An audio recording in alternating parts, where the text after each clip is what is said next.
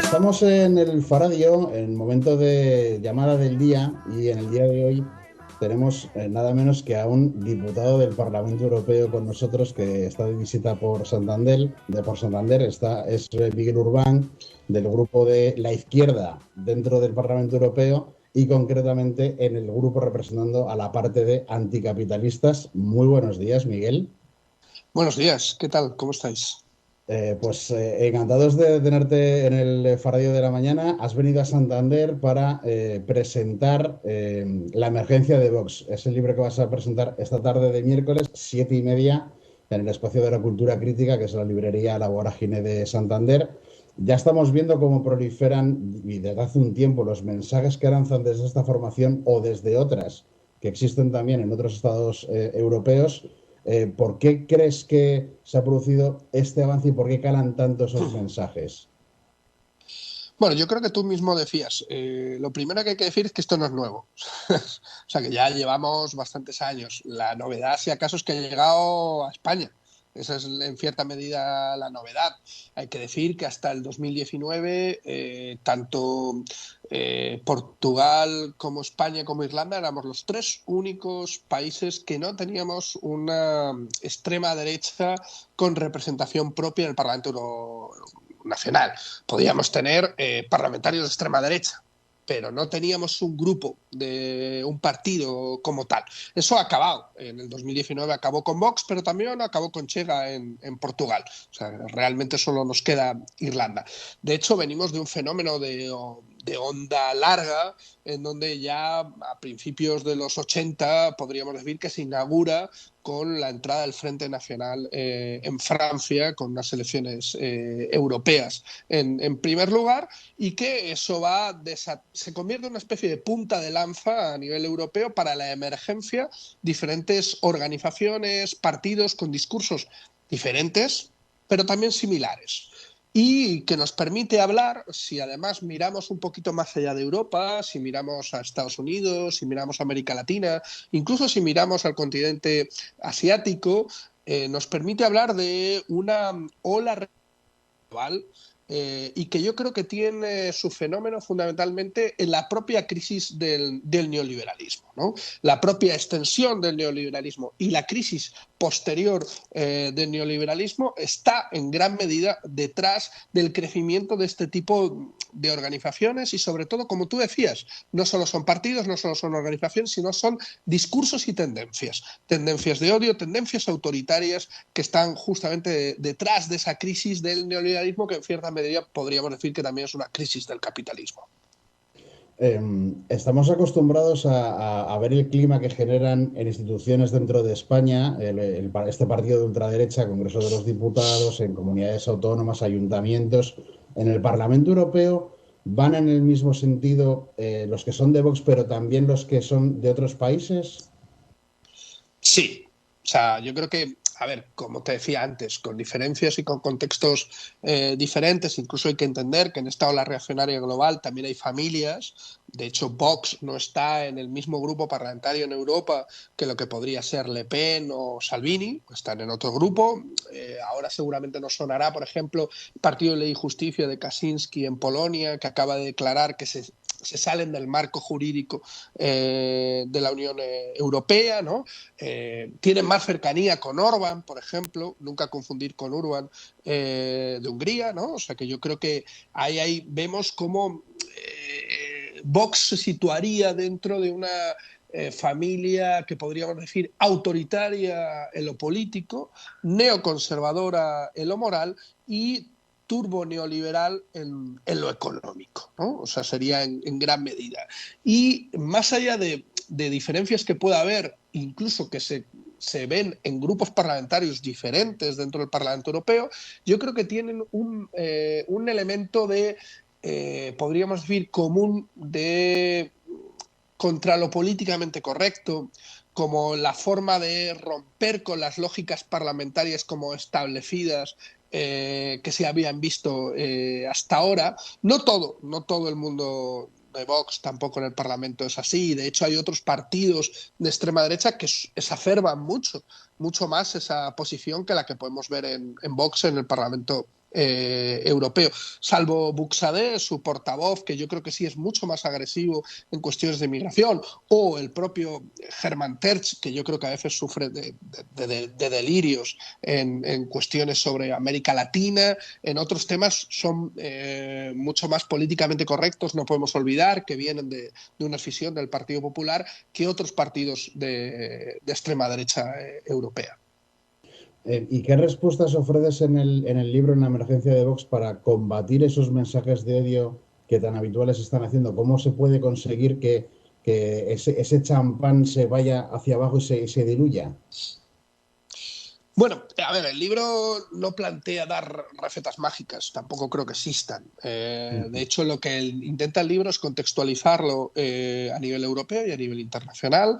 Creo que la primera forma de poder combatir a la extrema derecha es conocerla, sin hacer caricaturas, y yo creo que esto es importante. O sea, no hacer caricaturas de las propuestas que hacen, no hacer caricaturas de dónde vienen, intentar entender sus raíces dentro del Estado español. El libro va desde lo que sería la transición más o menos hasta ahora, ¿no? Intenta analizar a la derecha española para poder comprender la extrema derecha, porque hasta ahora había estado en una especie de derecha acogedora en el Partido Popular, que había servido como una especie de atrapalotodo, ¿no? De diferentes corrientes de la derecha y de la derecha radical española. Abordamos incluso experiencias como la del Gil, como la de Ruiz Mateos, experiencias que tuvieron cierto éxito electoral dentro del marco de la extrema derecha populista, también contra políticamente correcto que hablábamos antes. Y bueno, llegamos al nacimiento de Vox y analizamos un poco sus elementos claves en las cuestiones discursivas. Entendemos que para poder combatirlo lo primero es conocerlo. Y el último capítulo sería el que aborda más bien el cómo combatirlo. Como te decía, no son tanto recetas, sino que el libro lo que intenta es analizar qué ha salido bien en otros países y qué ha salido mal. Para luego poder, yo creo que colectivamente sacar lecciones de esas experiencias, ¿no? O sea, qué ha salido bien en el tema de los cordones sanitarios, qué ha salido mal, o sea, ese tipo de elementos que se han practicado en Europa porque conocen este fenómeno desde bastante antes que la emergencia de Vox. Y eso nos permite pues, el poder, con todo ese conocimiento de la extrema derecha y conocimiento de buenas y malas prácticas en el conjunto del continente, pues intentar enfrentar a esta extrema derecha, que no es tanto enfrentar unas siglas, sino enfrentar un discurso. Y yo creo que eso es lo importante. Haríamos mal pensando que acabando con Vox simplemente acabaríamos con el problema. Yo creo que hay incluso el gran problema de la extrema derecha a nivel europeo es lo que se ha conocido por algunos sociólogos franceses como la lepenización de los espíritus. ¿Qué significa esto? La capacidad que tiene la extrema derecha de permear discursos y de condicionar la agenda pública. Al final, que todo el mundo habla como ellos y habla de lo que quieren ellos. Y yo creo que ese es uno de los grandes peligros que tenemos, y lo vemos con Vox cuando meten el PIN parental, cuando hace una serie de propuestas que nos podrían parecer incluso estrambóticas en algunos casos, tienen la capacidad de que todo el mundo habla al final sobre esa propuesta y sobre todo en sus marcos. Y yo creo que esto es otra cosa que intentamos abordar también en el libro, ¿no? Y cómo poder combatir también este elemento. Ahora estamos en un momento particularmente complicado por el tema de la pandemia, que parece que estamos empezando a salir, pero dentro de todo lo que ha sucedido el último año y medio, estamos viendo ahora muchas imágenes de botellones donde al final hay violencia contra todo lo que pueda haber por la calle, contra la policía también. Por otro lado, vemos que también hay muchos casos de agresiones sexuales. Acabamos de ver este fin de semana en Italia una irrupción de manifestantes antivacunas y también de extrema derecha contra el principal sindicato italiano, contra su sede. ¿Tú crees que todo obedece lo mismo o cada una de las cosas puede tener un componente diferente? Yo creo que tienen componentes diferentes. O sea, Yo he estado en muchos botellones, o sea, el botellón no es algo nuevo y Mm. y no es algo que sea de la época COVID. De hecho, el botellón ya, las leyes antibotellón ya empiezan en los 90, ¿sabes? Y de hecho yo recuerdo una ciudad que no está, que no es muy propensa a los altercados públicos como es Cáceres. Sus mayores altercados fue justamente en el intento de regular la cuestión del botellón. O sea que yo creo que habría que desligar fenómenos. Lo que sí que es preocupante es lo del sindicato italiano. Eso sí que es muy preocupante. Y además nos trae una cierta reminiscencia.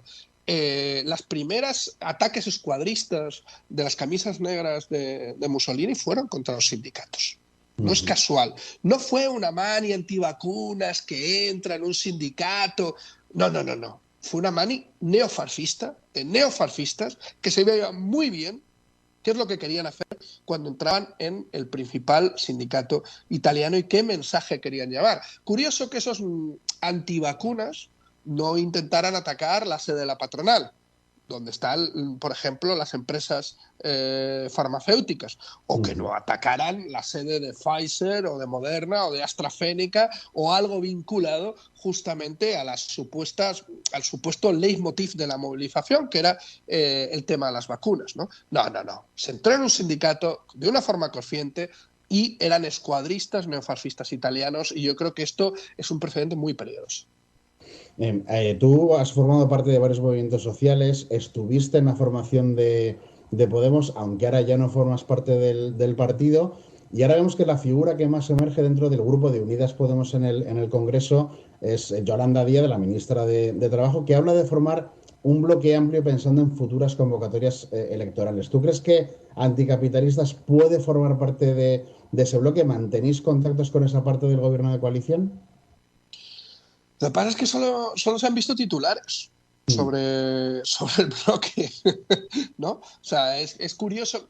Yo creo que no se puede empezar la casa por el tejado, o por lo menos Anticapitalistas no funciona así. O sea, yo creo que ahora toca un reconstruir los movimientos sociales, reconstruir el tejido social, reconstruir la lucha social, que yo creo que es el mejor antídoto justamente para esos escuadristas neofascistas, para esos discursos del odio, reconstruir los lazos de clase, los lazos comunitarios, donde hay lazos de clase, donde hay sindicatos, donde hay asociaciones, donde hay movimientos. Es más difícil que entren justamente estos discursos y no se puede empezar la casa por el tejado. Cuando haya propuestas concretas de metodología, de discursos, de propuesta, ¿no? O sea, ¿qué es lo que se quiere hacer? ¿Se quiere reeditar un gobierno con el Partido Socialista en minoría? ¿Para hacer el qué?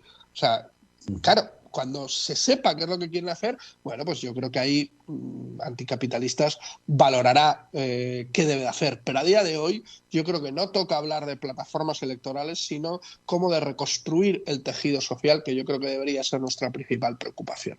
Y volviendo a tu libro La emergencia de Vox, ¿tú crees que este gobierno de coalición puede ser efectivo de alguna manera para tratar de frenar el avance del partido de ultraderecha?